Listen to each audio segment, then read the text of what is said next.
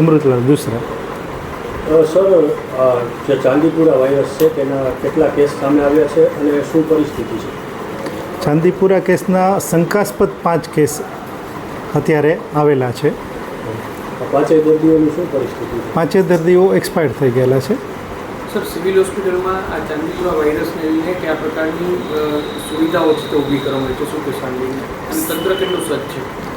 Chandipura case માટે તંત્ર પૂરેપૂરું સજ્જ છે. અમારે અત્યારે MCH બિલ્ડિંગમાં અમનો પીડિયાટ્રિક વિભાગ છે, જેની અંદર આપણે 100 બેડ છે, જેની અંદરથી 7 બેડ આઇસોલેટ કરીને સ્પેશિયલ આમના માટે જ રાખેલા છે.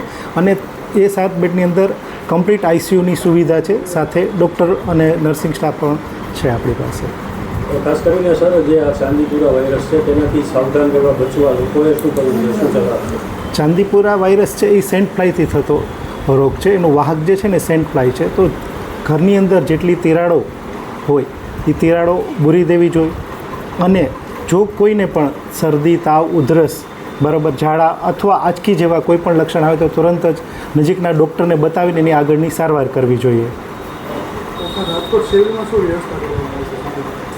રાજકોટ સિવિલની અંદર આપણે MCH બિલ્ડિંગની અંદર 100 બેડની આખી એક આઇસોલેશન રાખેલું છે, જેની અંદર 7 બેડ સ્પેશિયલ ચાંદીપુરા વાયરસના કેસ માટે જ રાખેલા છે, જે ICU બેડ છે.